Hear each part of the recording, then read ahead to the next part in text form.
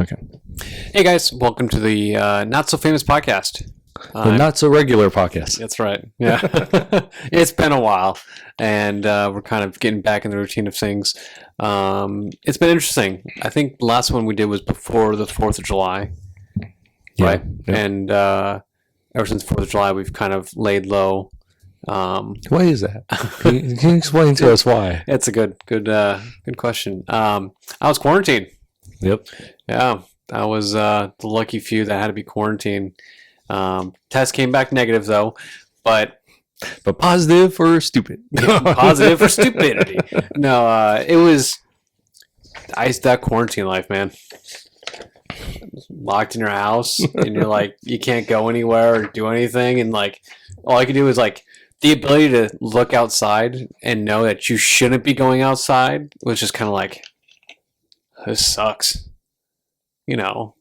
Because if I wasn't in quarantine, I'd just go out and do something, you know, go see people. Right. I can't see people. It's just me. For 2 weeks, I didn't have any interactions with anybody. Almost 2 weeks. Right. Other than like through the internet. Yeah, that was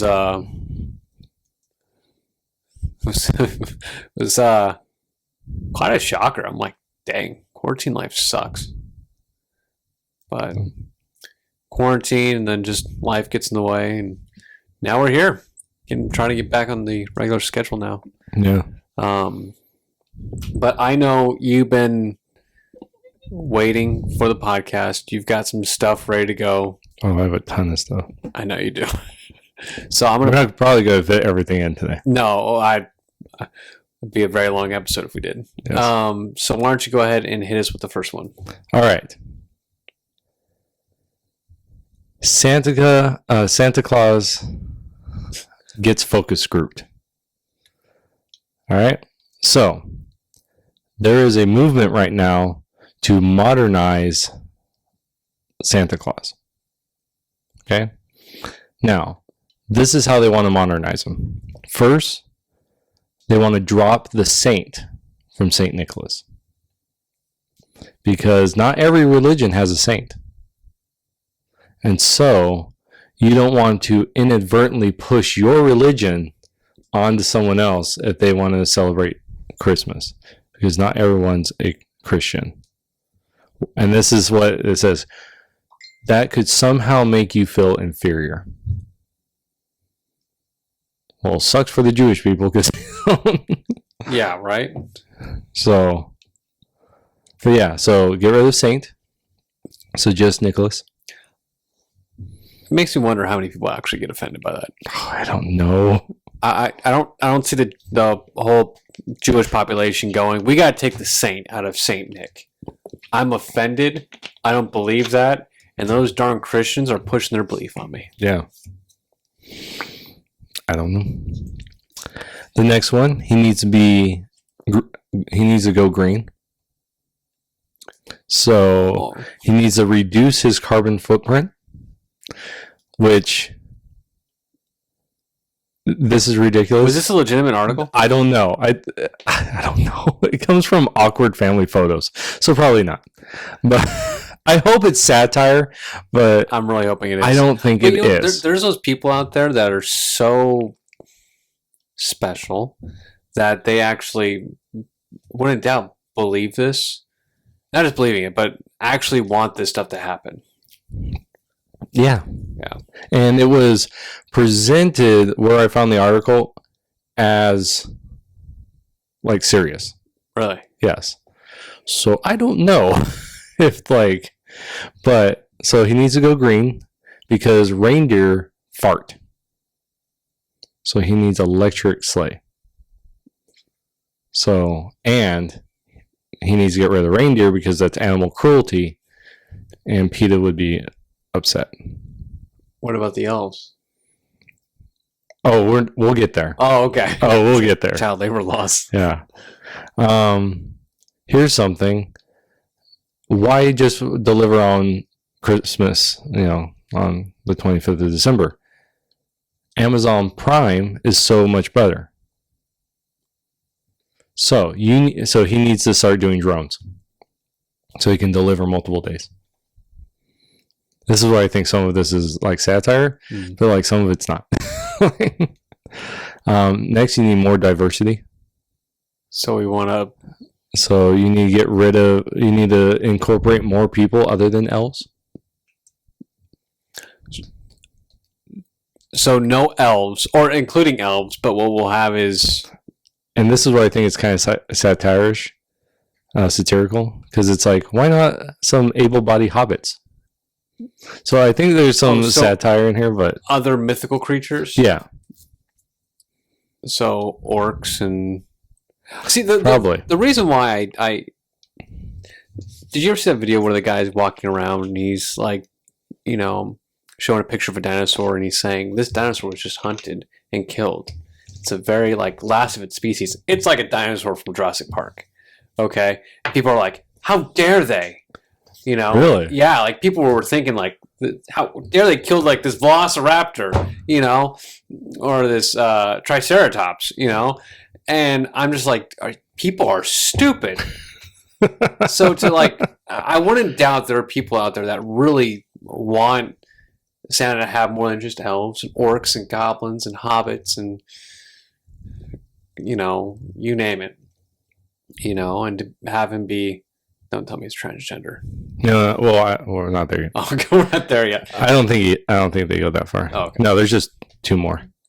The next one is that you need to get rid of the nice, or you need to get rid of the naughty and nice list. Really? Yeah. And it's more of the naughty side, because it's unfair to put people into that. It's insensitive. So we're gonna reward bad behavior. Yeah. Yeah. So we need to get rid of that. And then the final one is he needs to move his headquarters. Where, downtown Chicago? No, this one suggested somewhere along the equator, because he's burning a lot of fossil fuels, being in the north area, and a lot of things like coal or oil. So the heat. So he should move somewhere that is warmer, where he doesn't have to burn those types of fuels. So there you go. We need to rethink Santa Claus, which I wouldn't doubt if like this was like they were going to keep going. He would be transgender. He wouldn't be cis. He probably would. It would actually probably be Mrs. Claus would actually probably become the main one, and she would be transgender, or he would transition. Probably would be more what he transitions. Lesbian couple.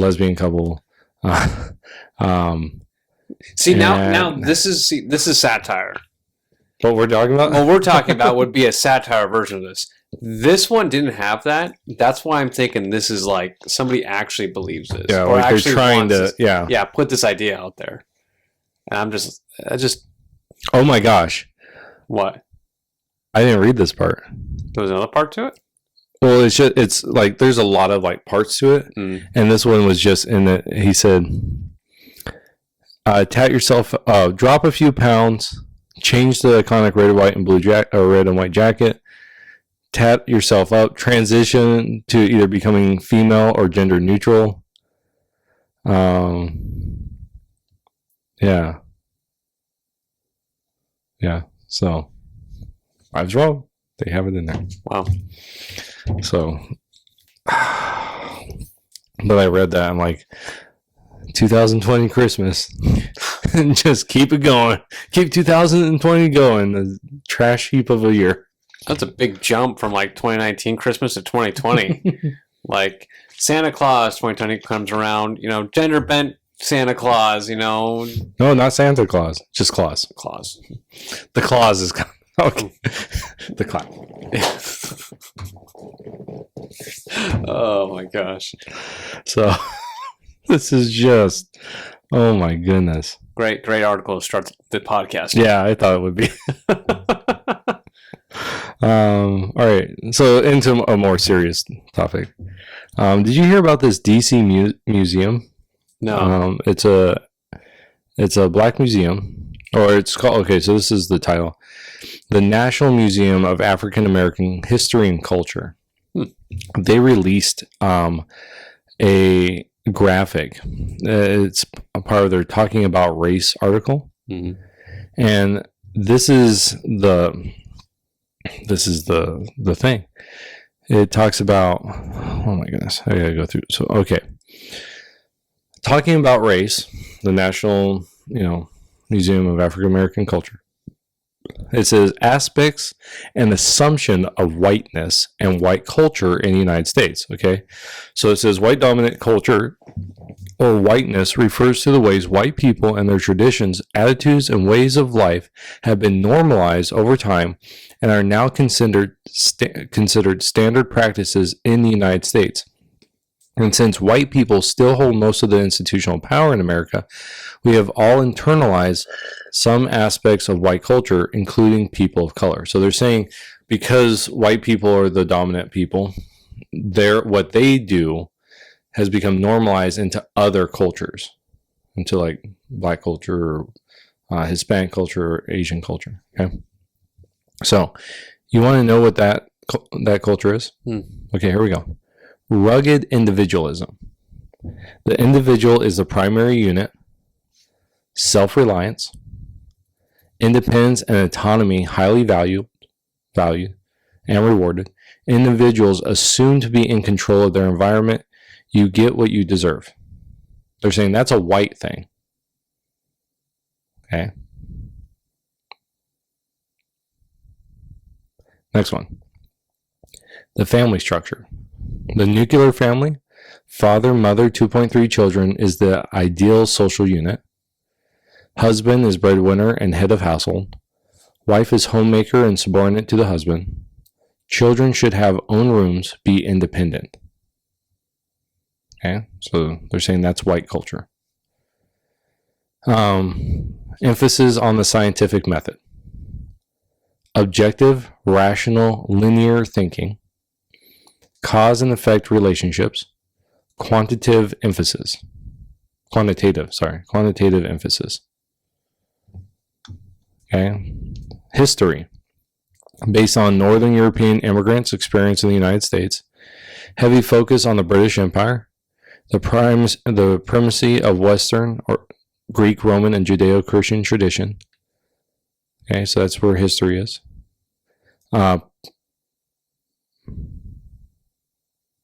Work ethic is the next one. Hard work is the key to success. Work before play. If you don't meet your goals, you didn't work hard enough. Those are what they say. What this museum is saying is white culture. Okay. Now, what are your thoughts on that? They're their own. Well,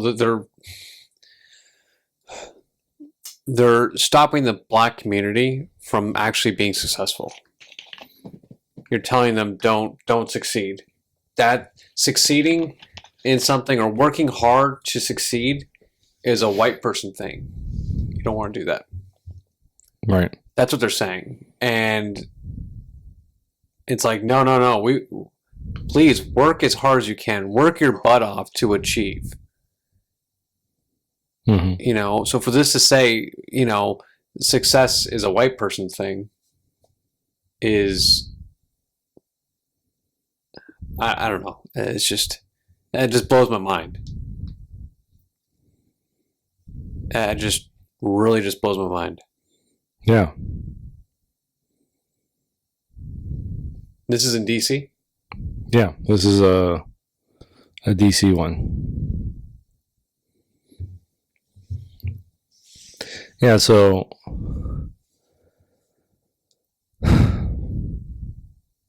some of this idea is like the nuclear family. So father, mother, 2.3 children, ideal social unit. We actually have scientific data that says that is the best environment for a child to grow up in, is to have a father, have a mother, have siblings, because in that relationship, you learn closeness, you learn how to deal with issues.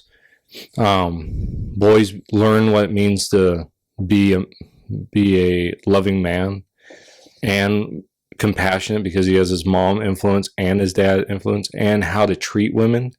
He learns it from his father. Same with women. Little girls learn how to treat their children. They learn how to what kind of man to eventually marry, because they watch their father interact with their mom. And so if he's loving towards her, she's going to find a loving man.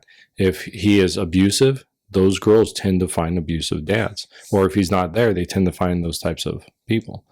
So, and one of the things that, like, that right there, right, always bugged me was, so everything about this bugs me. But right there, if you actually go back to before 1950s, like, this is very 1950s, like what they're saying. Like, for some reason, everyone looks at the 1950s and says, that has always been what America has been. And if you go before World War II, you had farms, right? We were more agricultural, we're more cattle, we're more, out more by ourselves, really. But a lot of families were more connected. Like, you lived with your grandparents, like, as a child.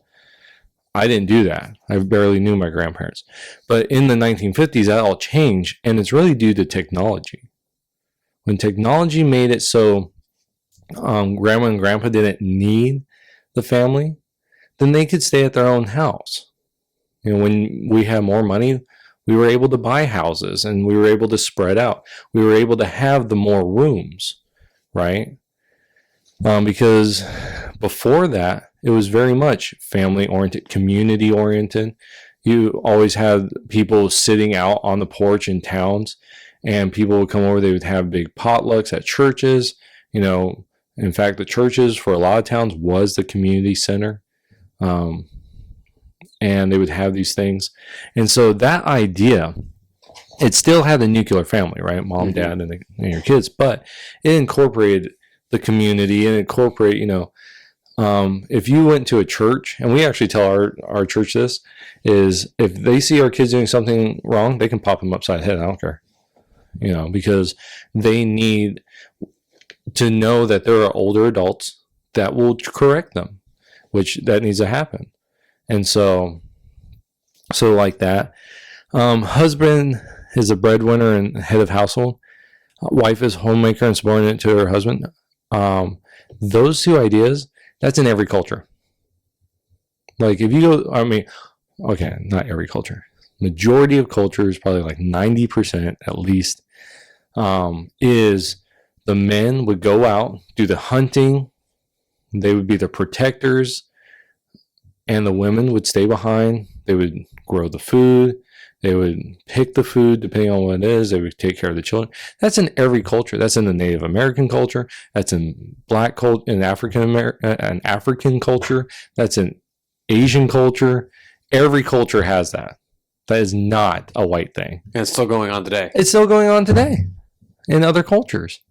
That's just a typical thing. It's not uncommon in other cultures. Now, the more technology that we introduce into our culture, then we have, the mom tends to go out, the dad goes out. Now we have, and they want bigger houses and things like that. But that's a result of technology, not of white culture. That's dumb. It's promoting divorce. It's promoting bad marriages in the Black community. I hate this so much. Right. And we're actually seeing what the result of that is. Black crime is the highest crime.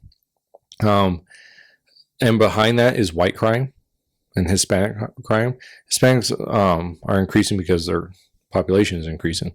But like, white crime is on the rise, and white culture, they're losing the nuclear family. And as they do, crime goes up. But same in the Black culture. It's like 70-something% of all children are born in wedlock. out of wedlock Really? in the black community. Okay. Now, obviously, they're not having the nuclear family. So, what is the end result? There's a higher crime rate. The white community, we see higher crime rates where there are not nuclear families. And so, and Asian families, they have the lowest divorce. They have the lowest outside of wedlock children. They have the lowest crime rate and the highest education and the highest potential of earnings. Asians are actually the most successful people group, ethnic group in the United States. And that's actually why, side note, why Harvard was seen kicking them out like for their SAT scores. Oh, really? Yeah, they had to get it's a big lawsuit. Asians they had to score higher than the norm to get in because they were all scoring so high. Wow. So, yeah, it's actually, it was a couple of years ago is when it all broke. And then this history thing. Our history is based on Northern European immigrants experiencing in the United States, heavy focus on the British Empire, primacy of Western, Greek and Roman, and Judeo-Christian tradition. You know why? Because that's where the United States was founded on. It's founded through the British Empire. It's founded through European immigrants. Were there people that were brought over as slaves to America from Africa? Yes, there were.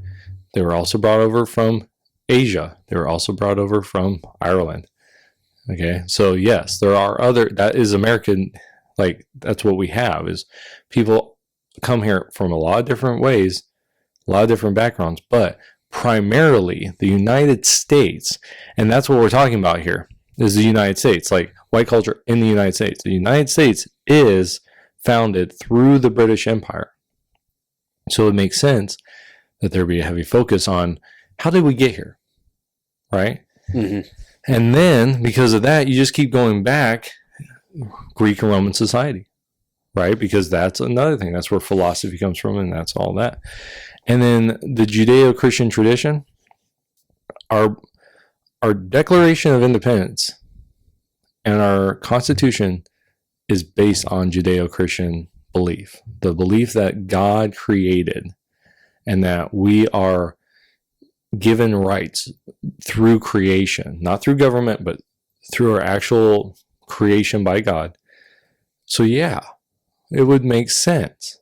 And in fact, like I don't know if I shared it with you, I've shared it with our church, that this guy named Tom Holland, who, not the Spider-Man, but he is a historical novelist, and he was doing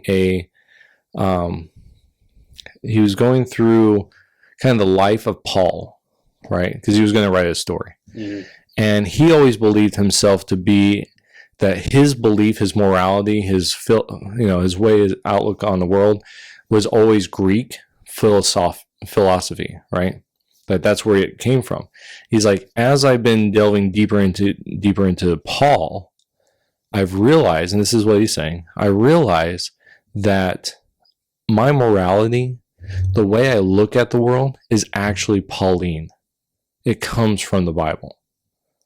He's like, I never realized how much of our society and everything comes from Paul. Yeah, there's parts of Roman, parts of Greek, parts of all different types of things. But primarily, at the foundation, it is biblical Christianity and Judaism. And so, yeah, it would make perfect sense why that is a part. That's not whiteness. Jesus was a Jew. Judaism is not a white thing. So, I mean, like that idea is ridiculous. You know, the hard work stuff. Okay. It's like, kids, I don't want you guys getting an A because that's white. Right. Asians? What's wrong with you? You no doctor yet?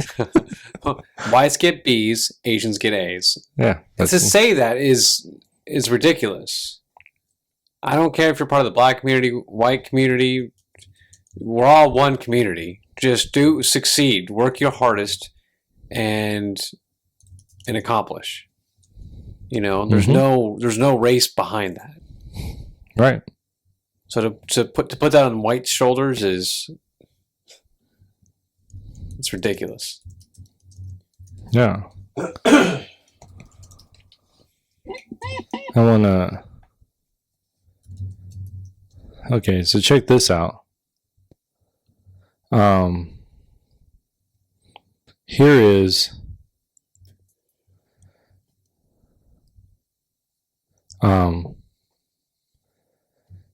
Singalis proverb is, so this isn't white. Poverty is an older daughter of laziness.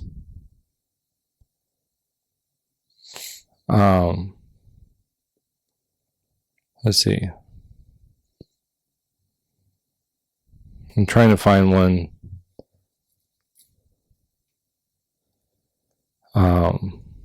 This is funny. A Bruandine proverb. The lazy one is pregnant in the sowing season. That's pretty funny. So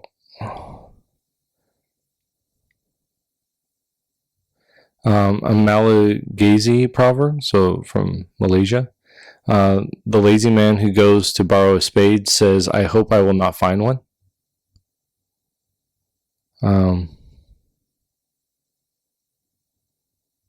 Here's one, a Native American proverb. It says, "If you continue to contaminate your own home, you will eventually suffocate in your own waste." Look, all these people are suffering from whiteness, Jay. Yeah.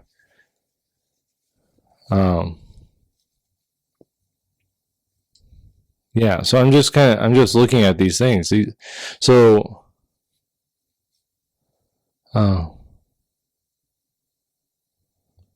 just this idea. We're normalizing laziness. We're normalizing. Yeah. It's okay to not work hard. That's what we're saying it's okay for. And just get out there and do your best. Succeed. It's not a racial thing. That really irks me. Yeah, well, like this.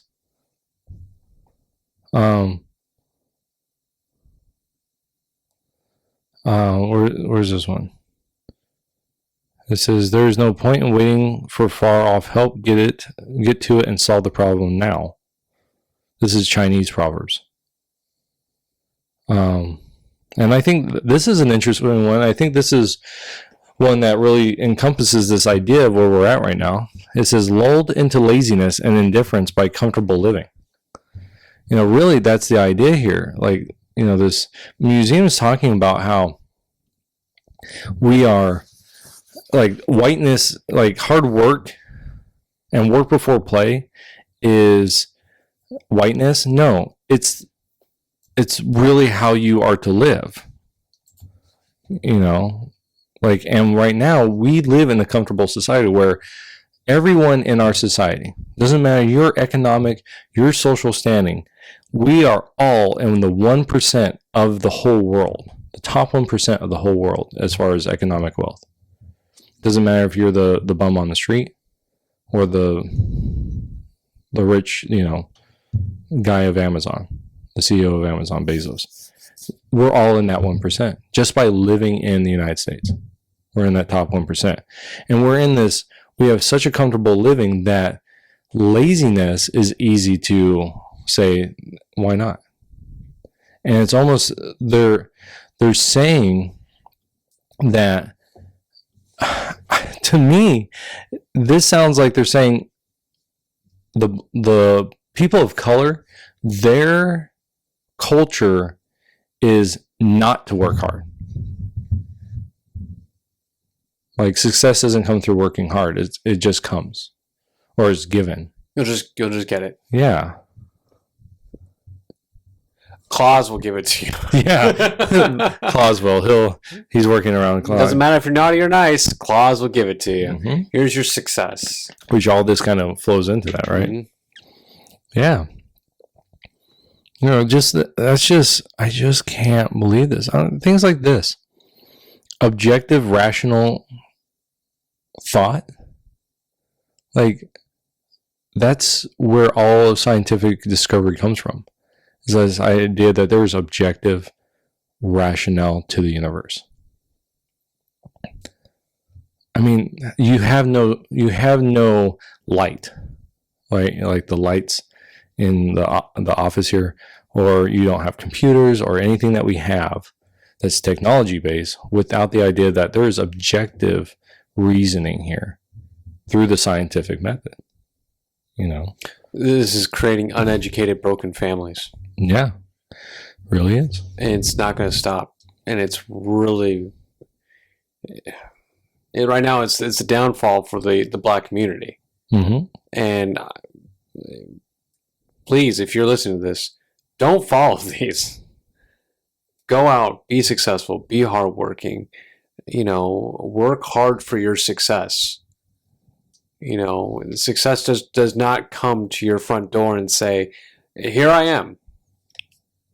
You have to work for it. Right.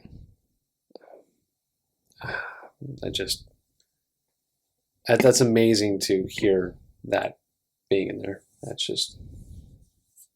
amazes me. Yeah, I don't understand it.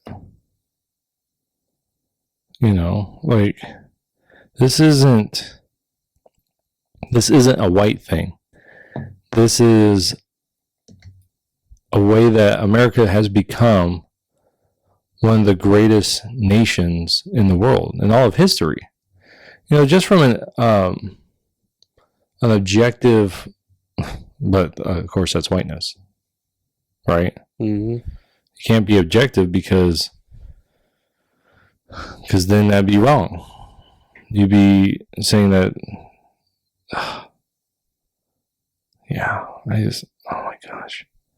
There's a lot of people around the world, even that don't even live in America, that regardless of whether their financial situation, they're still working hard and being successful. They still live by this white standard that you're reading off right now. Mm-hmm. Other countries, third world countries, are still using this. Poor people that barely have anything are still working hard to try and become successful, that have a cohesive family. Mm-hmm. And that is nowhere near white. Right. These are Asians. These are people in Africa. People in South America. So to say this is white standard, no, this is a lot of standards around the world. Right. And this is. Oh, can we have another clause one? Something I can laugh about. Yeah. All right. I want to continue down this road though. Oh, thanks, man. I'm glad to help. Okay, so I don't know if you heard about Nick Cannon. Yes. Okay, and his words on his podcast. Because he got fired from it, right? Not his podcast, but yeah, he was fired from something else. The Masked Singer, I think it is. Oh, I don't know. Whatever TV show he was a host of. Yeah, I don't know. I don't watch it, I swear. No, but like, so do you know what he said? I know it was something about why people aren't. I think he was kind of the opposite of what apparently they're accusing white people of being superior. But he's saying no, black people are the superior race over everything. And it's like, wow, you guys are pushing down Asians, Hispanics, whites, everybody else in the world, and putting your guys' selfies up. Mm-hmm. And it's funny because did you ever hear about Terry Crews and his comment? Yeah. And Terry Crews went back about Nick Cannon's saying and was like, see, this is what I was saying. Mm-hmm. And Terry Crews was talking about like, great, I can't even think of it right now. It's, let me see if I can pull it up real quick. How we all need to be equal and no one is better than the other person in race, mm-hmm. but here we have the black communities or Nick Cannon, for example, saying, no, black community is better than white. Yeah. And Terry Crews is like, no. Whites aren't better than blacks. Blacks are not better than whites. We are all equals. Yeah. You know? And Terry Crews got a lot of flack for that. Mm-hmm. But he pointed at Nick Cannon and say, see, this is what I'm saying. You know? And it's appalling to hear that. It is. Yeah, I'm trying to find, like... That's my new word. Appalling? Appalling. Yeah, I'm trying to find, like, the words. If you just... Yeah. But yeah, so he talks about, like, how white people, like, he gives a reason why white people are racist, right? It's because he literally states it's because they do not have melanin in their skin. Like, melanin, as if melanin is this, and he actually says this, it's because of melanin that black people have compassion. Mm-hmm. That black and brown people have compassion, things like compassion. And it's because of melanin that keeps black people, like, from being savages. Like, he says white people are savages. And the reason why that white people go out and they conquer, right, like the British Empire and all that, the reason why these guys conquer is because they know that if they don't, then they will be killed off. Like, they're going to be killed off. And so they have to respond savagely. So they have to go and they have to invade and they have to kill and destroy and all these things. I want to know what history lesson he was taking. Yeah. Or science lesson. Both. Mm-hmm. Where did he go to school to? Right. And see, this is the thing, like,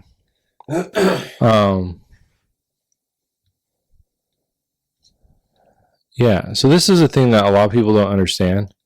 And I think I brought this up a while ago. People have this, like, romanticized version of history.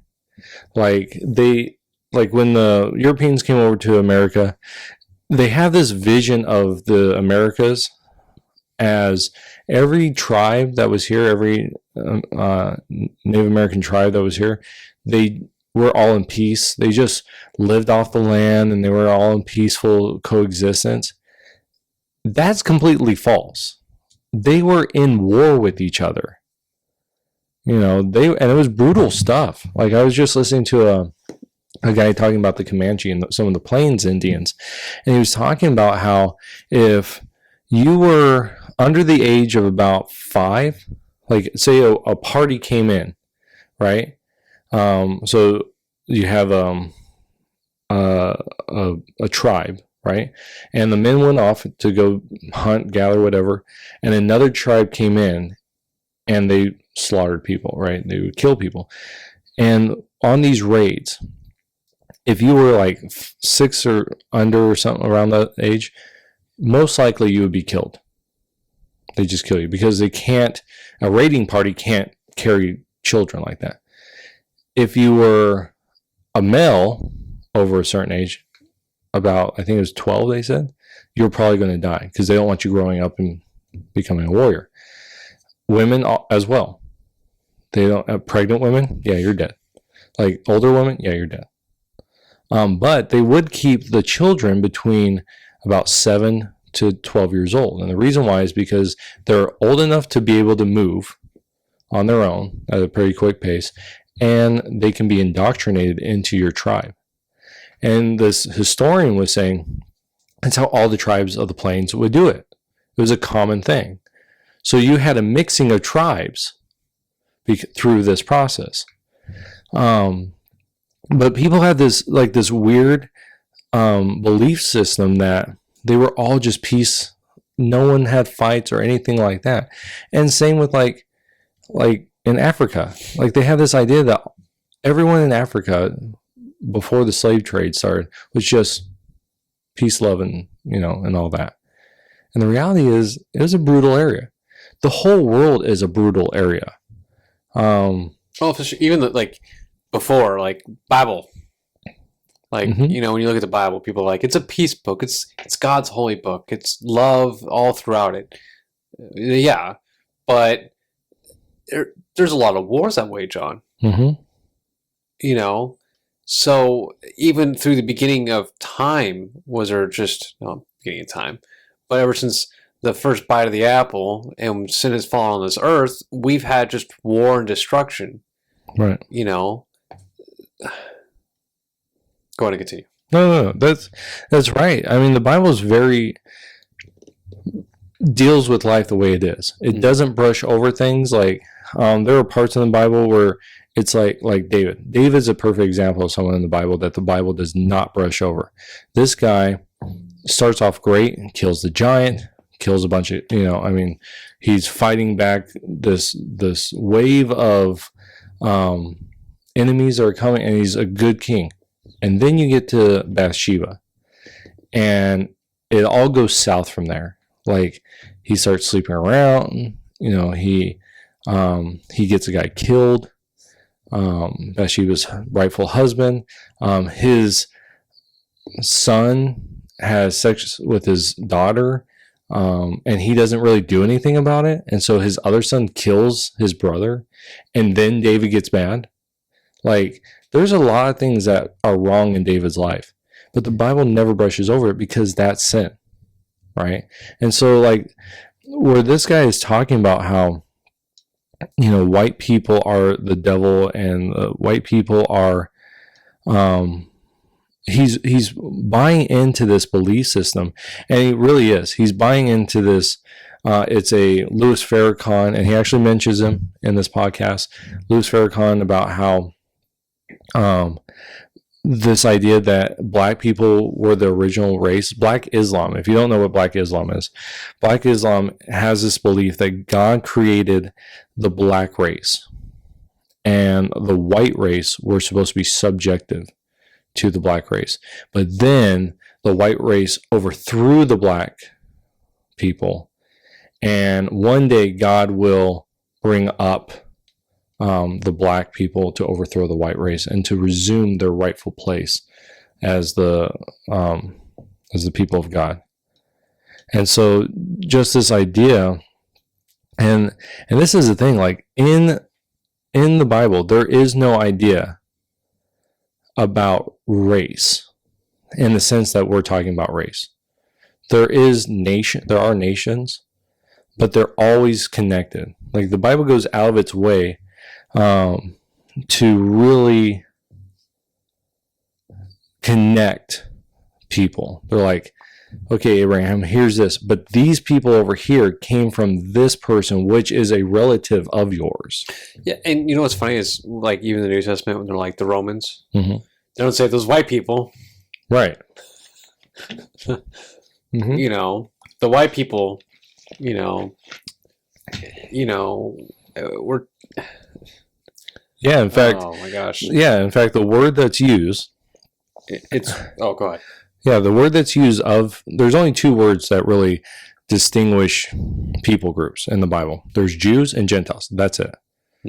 And really, Gentiles are everyone except for Jews. And it's making the distinction. There are the people of God, and then there are people that are not of God. And so that's the idea. And that's why Paul says that there's no Jew or Greek or male or female or slave or free or, in Christ. Because racial, ethnic, social structures, economics, all of that is done away with in the people of God. But this is just a continuation of this idea that there are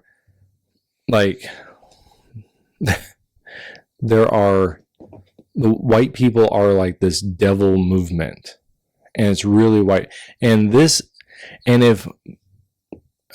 if a white person would say the things that this guy's saying about how, if a white person is like, yeah, Africans are savages, black people are savages because they have melanin in their skin, and that's what causes the more melanin, the deeper, darker you are, the more savage you are. If a white person said that, they would be called a white supremacist, racist, and everything. And yet people are going after this guy for saying this stuff, but there are people who are like, yeah, he's right. White people are savages. It's like, for one thing, do you not know what melanin is? Everyone has melanin. Everyone. That's why when a white person goes outside, they tan or they burn for most white people. Yeah. But it's because, and then you get darker over time because that melanin. It's because your skin naturally reacts to it. Like more often than not, my arms from my t-shirt down to my fingers is usually dark compared to like above that. You're right. Above. I mean, look at that. Yeah, no, I'm in the same boat. Yeah, I mean, that's because this is the part that sees the sun, and so it gets darker, right? You see people that live in the desert, white people, and they're pretty tan, and they're leathery because of the sun. The sun has baked them into that. Right? Leathery. Yeah. But that's the thing is, and this is why this idea that somehow like a physical trait, right, makes someone good or evil. That is the definition of racism. Like that's real racism. These people are throwing out all these different systematic racism in the what's it called? Institutionalized racism. Real racism is where you pick a physical trait about a group of people and you say that trait makes them unworthy. Because that's exactly what one of the reasons why people were saying black people are unworthy, they're savages or anything, is because of their skin. That's it. And then they would come up with other things. Oh yeah, their IQ's not as good. This, look at the social structure, look at the crime. And the reality is, no, there's a deeper issue there. It's not because they're black. It's the same with us. We just talked about that. With the destruction of the family, destruction of social ties of the community, you see crime rates go up. You see drug rates go up. You see sexual deviancy go up. All these things go up, not because of skin color, but rather the deeper things. And the Bible calls this sin. It says everyone has it. And so...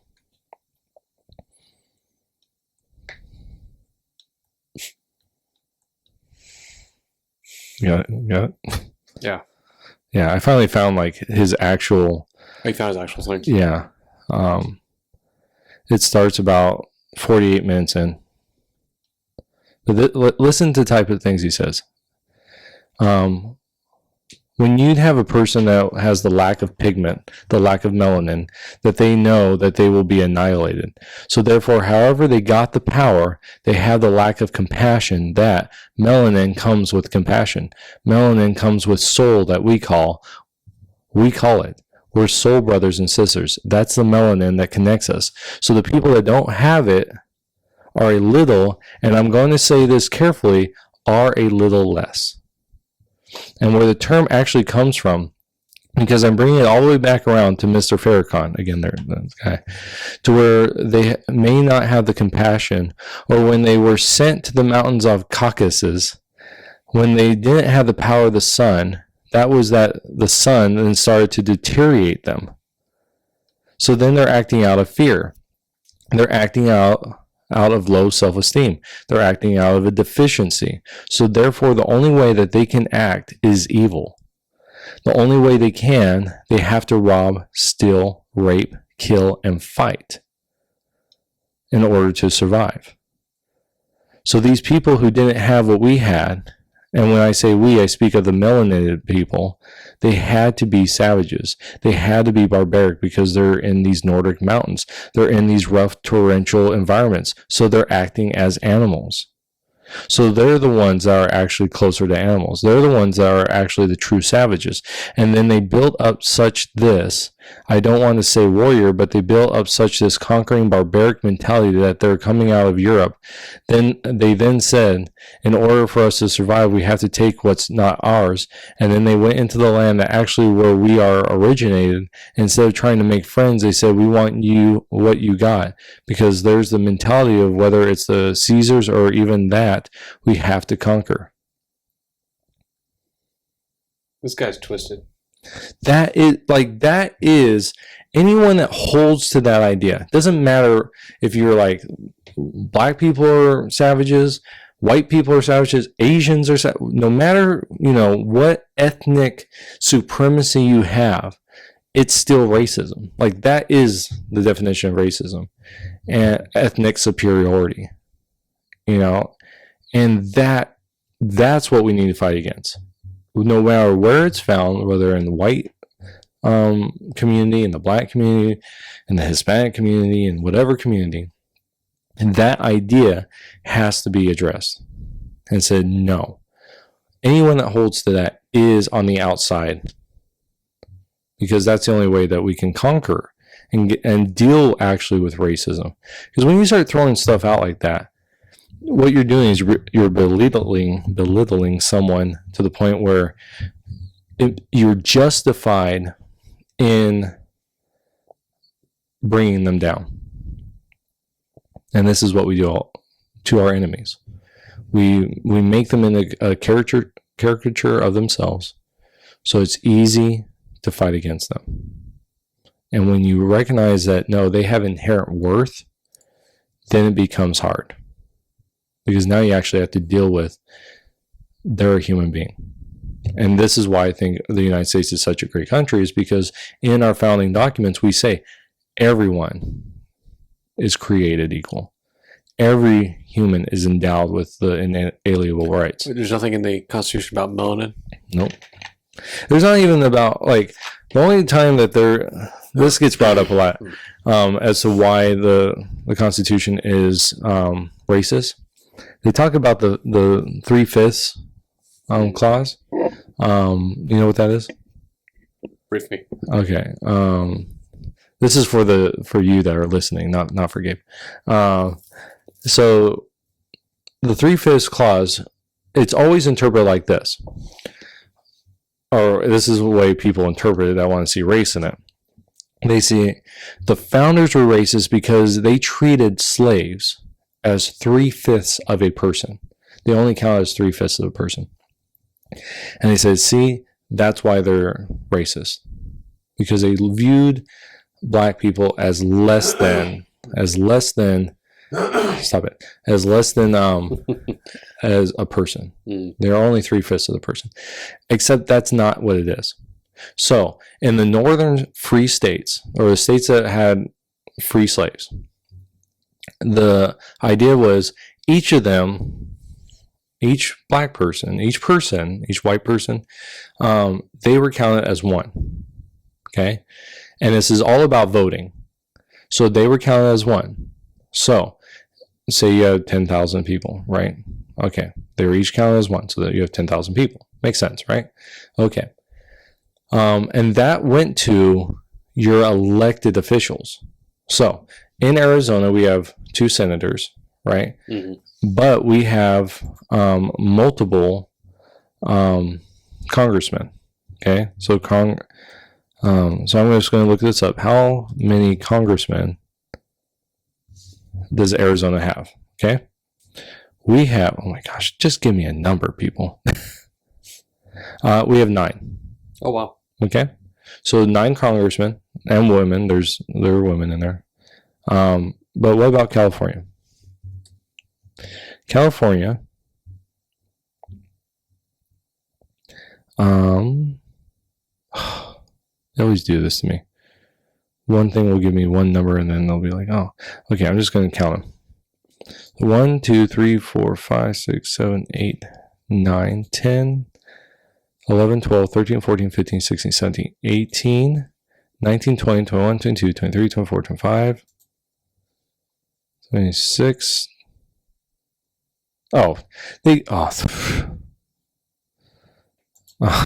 13.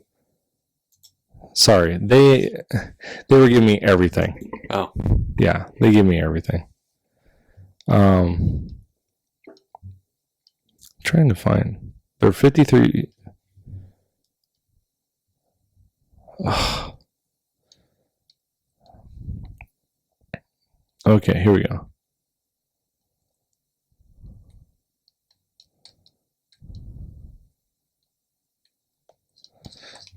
find it? No, this dumb thing.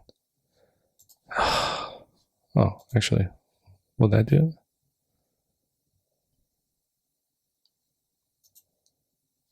it? Okay, there are. Here we go. This is 53. For what? California? Yeah, this is a list of members of the members of the United States House of Representatives from California. Okay, so they have 53. Okay. All right, 53. Oh, so what you were counting was correct then. Yeah. All right.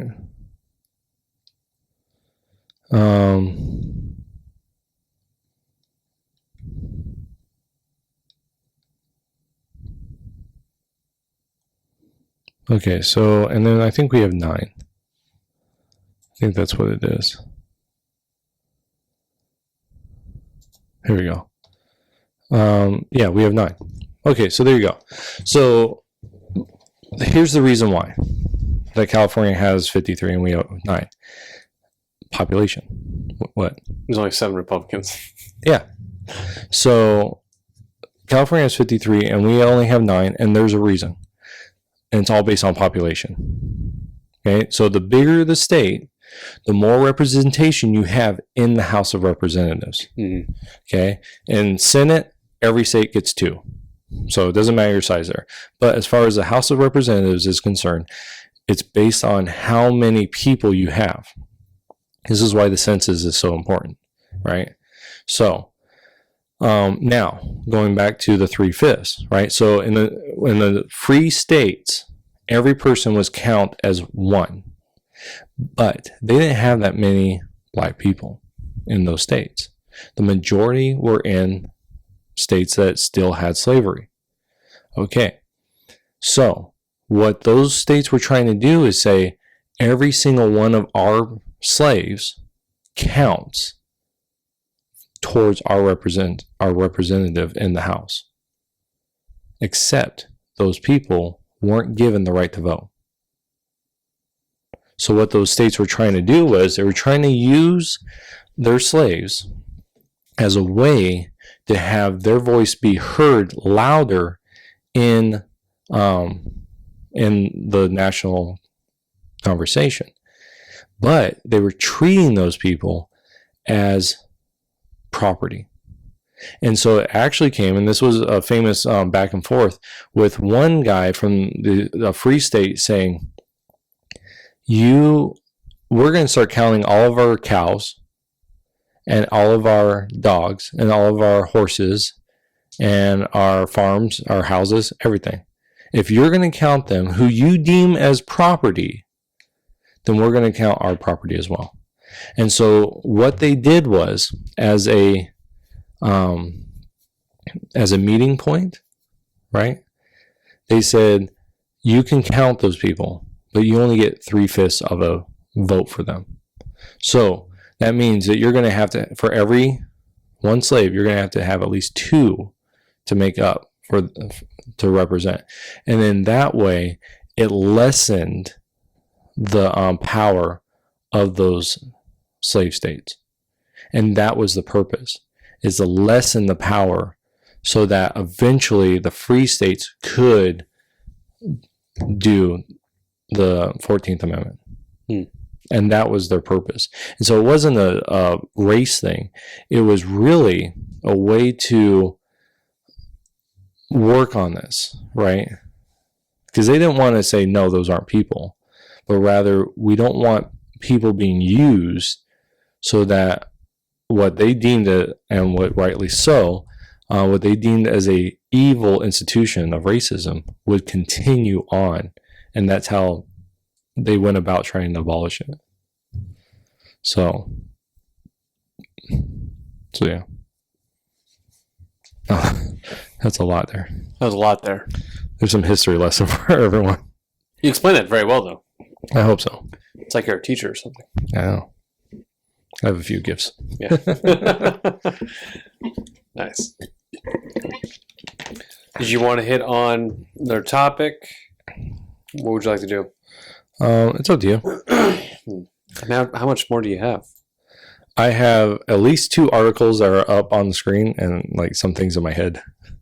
We're going to be here for another 2 hours. Yeah. You want to call it? Let's do 2 gun things. Oh, okay. Specifically for Jack.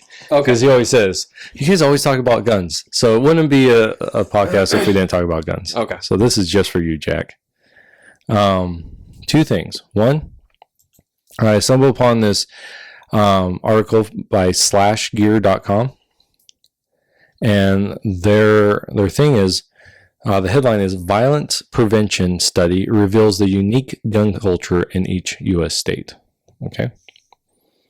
And so it goes into this idea of how do you stop firearms and violence? How do you do that? And the idea is you need to identify the different cultures of guns. And so the study went around. It is from Boston University School of Medicine. And they did this research, and they found that there are 3 types of gun cultures within the United States. And here they are. Recreation, self-defense, and Second Amendment activism. Okay, and then they broke it down into states, which one would do. So, I wonder which one's California. Yeah, which one do you think is California? So you have recreation, self-defense, Second Amendment activism. Recreation. Okay, you're wrong. I didn't know if it was gonna be like a curveball there, like No. What do you think? Like non-curveball? oh, the last one. Yeah, Second Amendment activism. Yep. Okay. That's what I was gonna choose anyways. Mhm. But I'm like, wait a minute.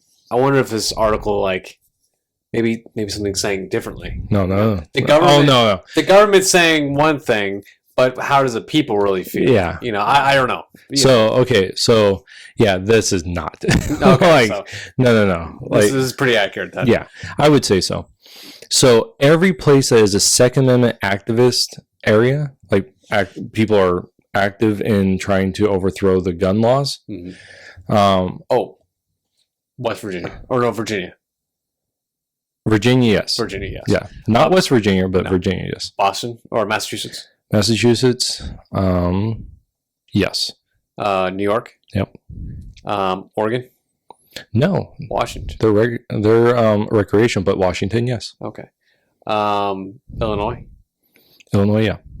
I had to look at this one because it will be better for me. Arizona. Is what do you think? Recreational right now. No, it's self-defense. I understand that because we can carry Mhm. in the state of Arizona, the wonderful state of Arizona. For now. For now. But there was a lot of things going in the politics about taking away our guns recently. A lot. So I didn't know if that was going to change or not because of that. No. Because it's this pushback. Nothing is Yeah, done so this yet, this isn't from the government. This is what the people why they have guns. This is so basically the question, a lot of factors went into it, but basically is why do you have a gun? Okay. And people say, I have it for self-defense. I have it recreational. I have it because it's my right. Okay. So it's not a government standpoint. No. It's a people's standpoint. It's okay. a people's standpoint. Idaho is pro Second Amendment, so self-defense. No, they're actually recreation. You're kidding me. Okay, so this is what it is. And this was really interesting. So your northern states, almost every single northern state in the West. So from Michigan, Wisconsin, Minnesota, and all the way over, except for Washington, are all recreational. Wow. Which makes sense because there's a lot of hunting in that area, Mhm. right?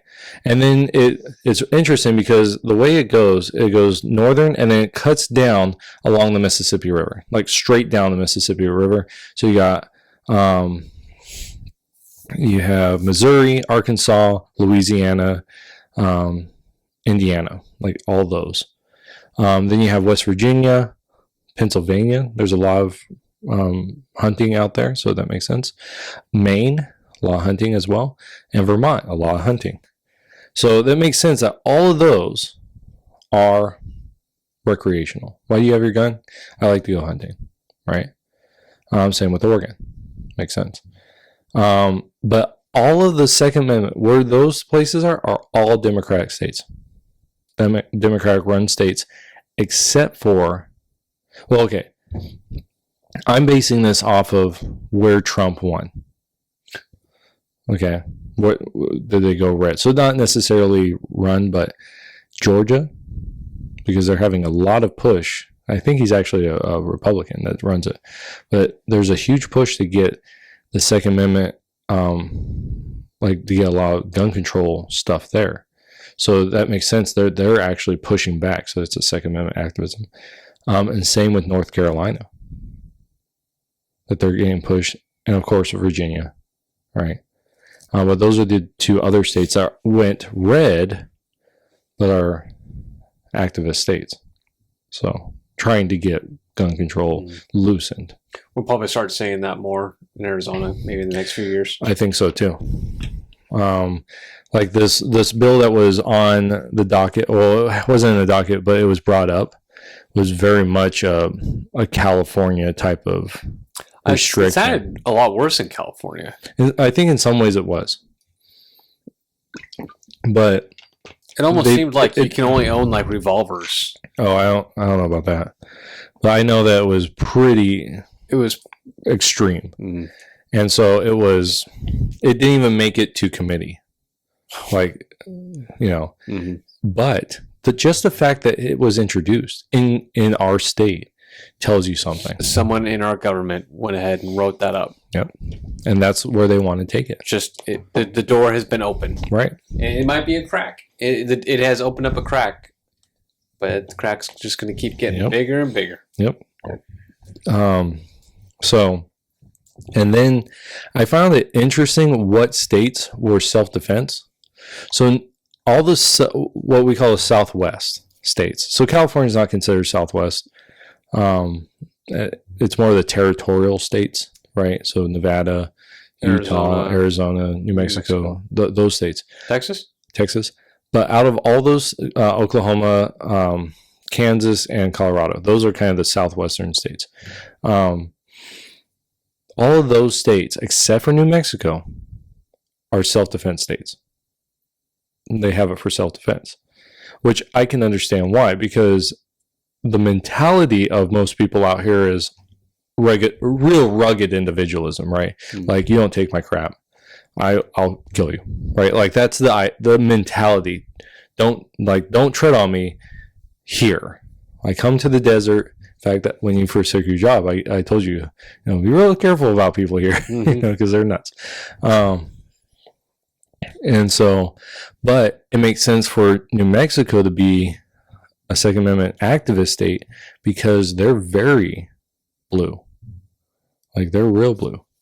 And real wanting to take away rights. And so it makes sense. And then what's interesting here is from Michigan, you have Indiana, Kentucky, Tennessee, trying to match these, Alabama, Florida. Those are all self-defense states. Oh, wow. Yeah. So, but if you look, and it's really interesting to look at this, if you look at the map that they show and then the map of where Trump won, every activist state is a blue state that Trump lost, except for Colorado. Colorado is not. Either is Minnesota or Oregon or Vermont. So those are the 4 states that they're all recreational, except for Colorado, which is a self-defense. So I found it really interesting when I saw this. And the purpose of the article, they kind of just end. They don't really like come to a conclusion or anything. It's just giving. It's actually a pretty good article overall, in the sense of it doesn't have necessarily a political opinion, but rather it has just giving you this information. But I feel like they just stopped it. Like they didn't have a conclusion, like what we're doing here, like an analysis. It was almost like, oh, I saw this article. Here's something that I can put up on this website, and it, so. So what do you think? No, I mean it sounds pretty accurate. And no, it sounds like a pretty accurate map. Yeah, I think so. All right, here's the last thing. Have you followed the McCloskys? Oh, the lawyers? Yeah. Is about her pistol? Yes. So tell us what it is. So she, BLM crowd broke into their property, bashed down their gate. Well, I'm going to clarify that. Did not just casually open it to go to the front door and say, we'd like to speak to you about Black Lives Matter. No, they ferociously broke down their front gate and started walking in, a lot of them. And of course, the homeowners, as their right, steps out with an AR, the gentleman with an AR, and her with a pistol. Awful gun safety. Yeah. She... Right. That was awful. But... Finger on the trigger. Yeah, just pointing it everywhere. And, well, I mean, he wasn't the greatest either. But, yeah. But at least he wasn't pointing at everyone. But apparently her weapon was not inoperable. Was not operable. I'm sorry, was not. Yeah. Can you please say that for me? Because I'm getting a tongue twist. Yeah, it was not operable. Was not operable. Thank you. So it couldn't fire. And it was something with the firing pin. Right. And it was because, what was it for? It wasn't for show, but it was used in our trial. Or it was a gun they brought into court before. That's what it was, right? Right. They had made it inoperable as a prop for a previous trial. Just a prop. Right. And so she brought that out to scare them. Right. Most, which might be why she thought it was okay to put her finger on the trigger. So, which it still isn't. Police got a search warrant to go in there and seize weapons. They went and seized it. Now the prosecutor was like, well, the weapon's not operable. Said it right this time. Yeah. Her weapon is not operable. But I want you guys to make it operable. I want you to make it functioning. So that broken firing pin or whatever's up the firing pin. It was something, I forget what they said, but something was in front of the firing pin, so it could not fire. To make it fire. And the prosecutor is setting up these people for failure. Now, I understand as a prosecutor, but you are tampering with evidence. Right. That's the biggest thing. Right. I'm not going to say setting up them for failure. You are tampering with evidence and trying to change the verdict in a very illegal kind of way. Right. So I hope that prosecutor gets disbarred. Yes, definitely. And that's insane. Yep, it is. That's complete junk. I don't know what else to say. Right? And I want to know who's going to make it operable. I mean, is it that the PD over there? Is that? I guess they've done it. They actually did do it? Yeah, they actually did do it. Like, they made it operable. I mean, shouldn't they have fired it? No kidding. Yeah. Shouldn't they have been like, well, this is tampering with evidence. We can't do this. You would think so. You would think so. But no. Wow. Yeah. So. And the prosecutor's going to be like, see, her weapon can fire. Right. It can shoot rounds. Well, prosecutor, you went ahead and got the gun fixed. Mm-hmm. That just... Wait, I gotta say my word. I'm appalled. This is appalling. Yeah, so I do have one more. Well, what's your thoughts on this one? Well, I think trigger discipline. All right. So real quick, finger off the trigger. Every gun is loaded. These are basic gun safety things. Mm-hmm. Do not point it at anyone unless you're going to kill them. Like that is one of the 4 rules of gun safety. It's like shoot every gun as it's loaded. Yeah. I forgot. Yeah. We're very good at this. Oh gosh, it's right on the spot. So yeah. Here we go. 4 rules of the gun safety. All right. Yeah. You were right on the number though. 4. Yeah, I know there's 4. I just can't remember. Same. Every gun is loaded. Located. Never point a gun at anything you aren't willing to destroy. Keep your finger off the trigger until you have it on your sights. Be sure of your target and what's beyond it. That's the one I forgot. Mm-hmm. Yeah. So your backstop. So I actually told you about this. Something. So if she went and fired off in the crowd, she'd be hitting a lot of targets. Yeah, she would have. There's a lot of people as a backstop. Right. So yeah, so that's so those are the 4. So first off, if you're gonna own a gun, learn those better than us. It's not just her; he was bad too because his finger wasn't on the trigger, I don't think, but he was still flagging. Oh yeah, because he had it up. Yeah, he just wasn't he was like Rambo style. Yeah, you know.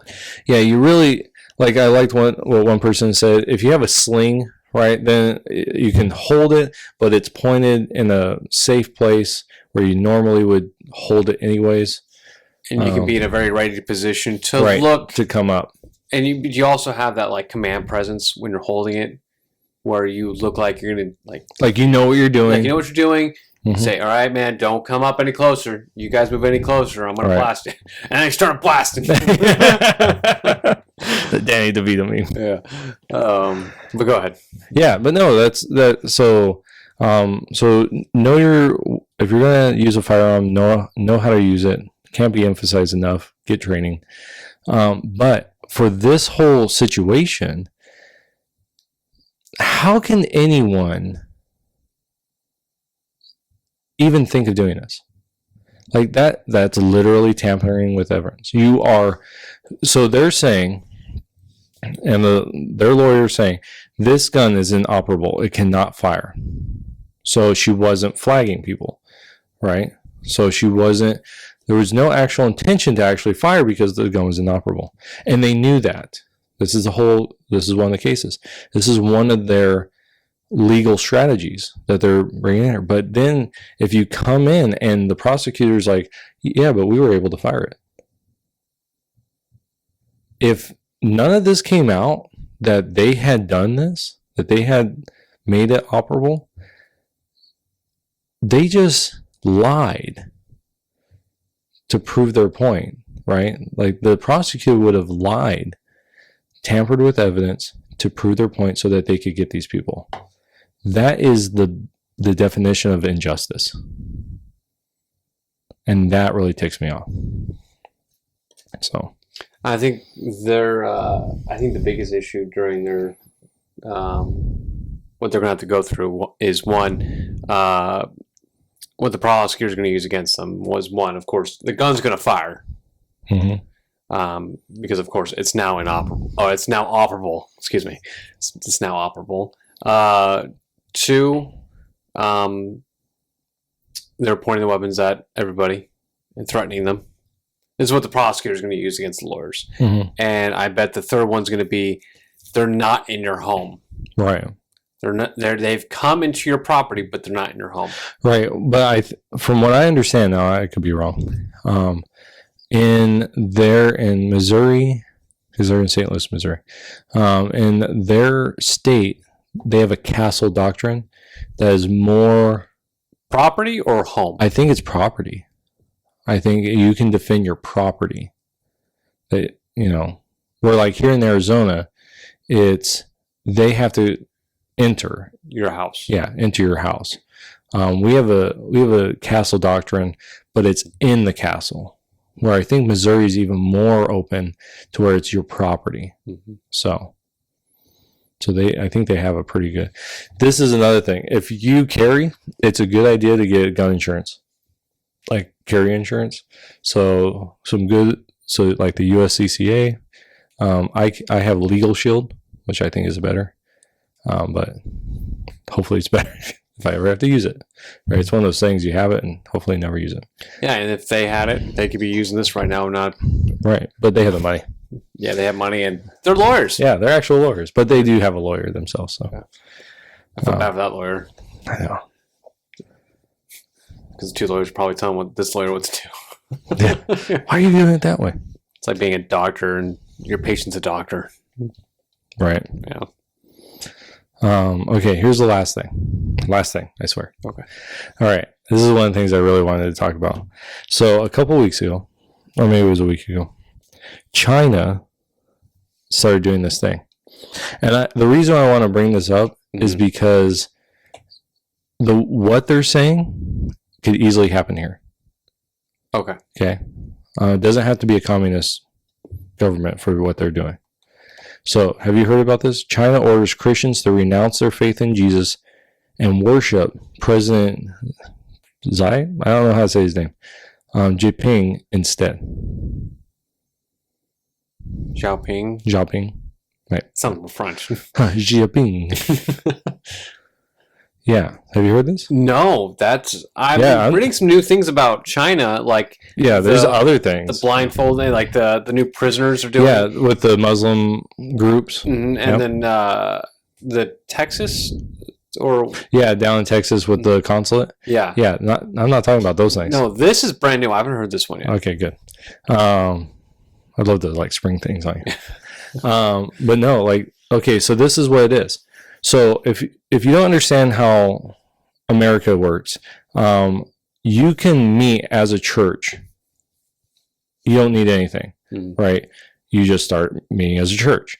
Now, if you want to not get taxed, then you have to get become a nonprofit. Okay.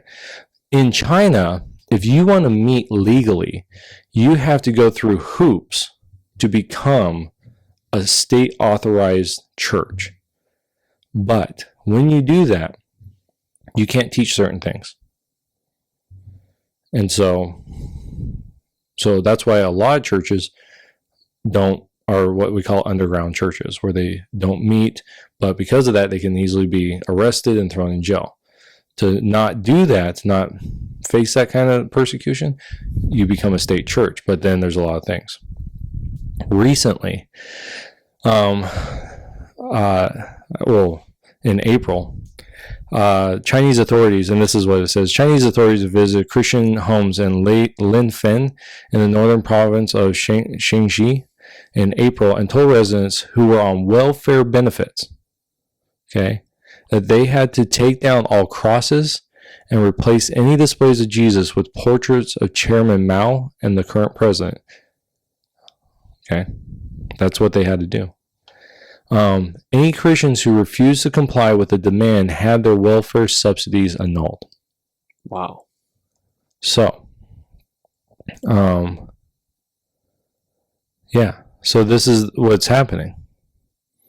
So if you're if you don't obey what they want, they just take your money. Right? So you're using government benefits of any kind. Right. If you don't follow our standards, we're going to take your stuff away. Right. So denounce your belief, take down your cross, and then you can have your government money back. Right. That's ridiculous. Yeah. So the reason I think that this is important is not just because I believe it's important because Christians there, but I believe it's important for us in the United States because it's easy to say, because we already do this.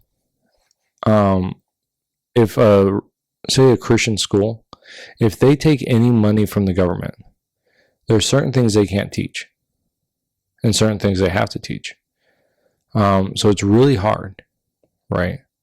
They have to teach evolution. They have to teach evolution is one of the things they have to do, which some schools do, right? Like some Christian schools do that because that's sweet government money. But it could easily go in this direction with, hey, you can't be worshiping that because that's not a secular society, and we can't give money to those who would worship that. And so it's just one of those little easy things.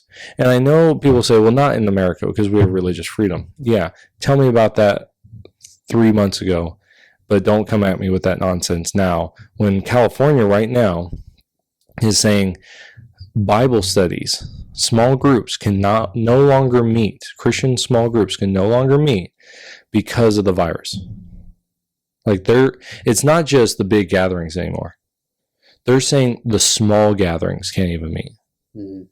So don't come at me with this idea that this would never happen in the United States. They were saying that you can't sing in church either. Yeah. Well, that's where, so what it was people of like 50 or more couldn't meet.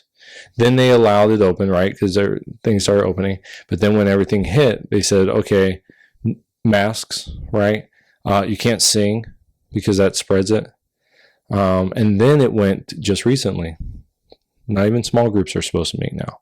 Now there are churches that are saying, well, forget you, we're not going to do it, which I think they should. In fact, I had a pastor, someone posted about, not doing that, like on our pastor's forum, and they're like, we're going to keep meeting.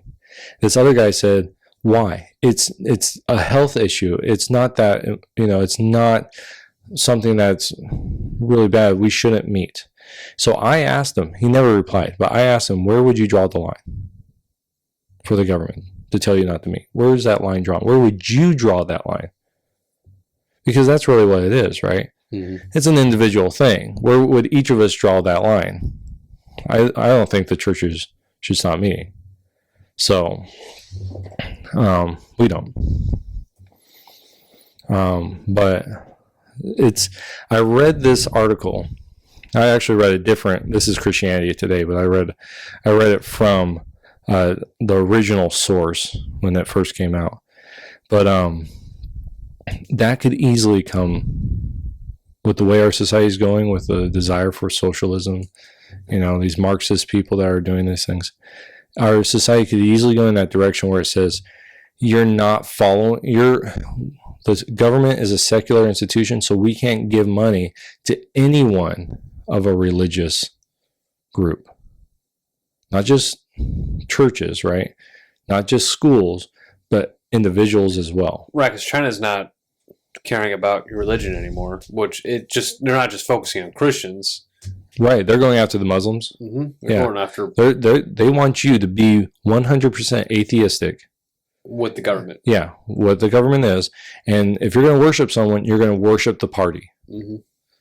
And really that's... And in the United States, the biggest pushback and why Christianity gets attacked so badly is because our biggest religious group in the United States is Christians. Right. Yeah, they're not going to go after the Muslims because the Muslims will actually kill them. I mean, that's the way it is. Like they're extremists in the Muslim communities. I'm not saying all Muslims will do that, but I'm saying they're extremists in the Muslim community that will actually kill people. In the Christian community, you might have extremists like the Westboro Baptists, but very few Christians will kill someone. I mean, it goes against the teachings of Christ. Mm-hmm. So, I mean, if you call yourself a Christian and you go out on a murder spree, guess what? You're not a Christian, mm-hmm. So, but yeah. So I saw this. I'm like, how easy would that be for people in our government to say, sorry, it's not about, you can be religious, but we can't give our money, being a secular society, which we shouldn't be anyways, but we can't give money to welfare people because of that. I could easily see that. And I might be pessimistic, or I might be No. fear mongering. No, because that's the way. if it happens somewhere on the world, doesn't mean it can't affect you. Right. If it affects somebody, there's that possibility where you can get it. You know? Right. I mean, the probability is always there. Right. You know? So, maybe it might be later down. I think it might be years before we get to that point. But, no, there's a great possibility we can go down that road. Oh, yeah. Interesting. Where did you find that one at? Well, because I follow a lot of different things, right? Mm-hmm.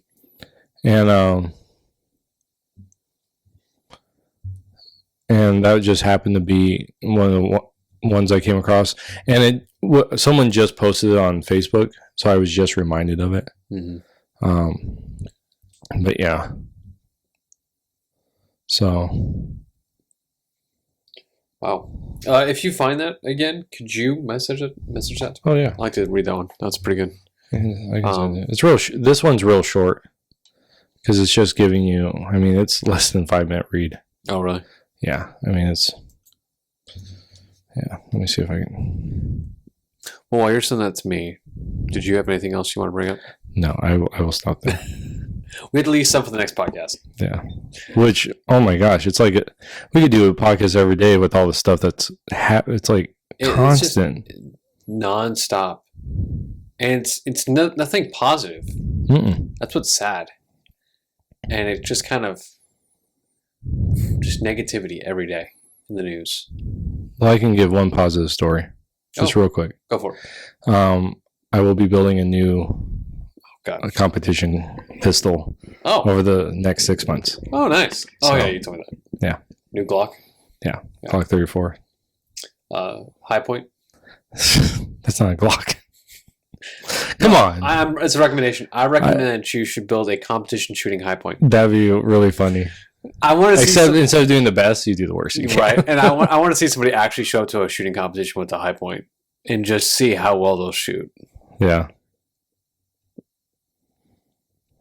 That would be funny. Pretty funny. But, well, while you're looking that up and you don't have anything else? Nope. All right. I think we'll end it there then. So if you made it through this entire podcast, thank you so much for listening. What if you guys can do is hit the bell if you guys want to be notified for any other videos we go ahead and upload, and hit the like button if you guys enjoyed this, and leave a comment in the comment section below if for any questions that you guys have for us, and we'll try to answer it in the next podcast. But hit the subscribe button if you guys want to watch more of our videos. But I guess on that note, we'll see you guys in the next podcast. Take care. Bye-bye.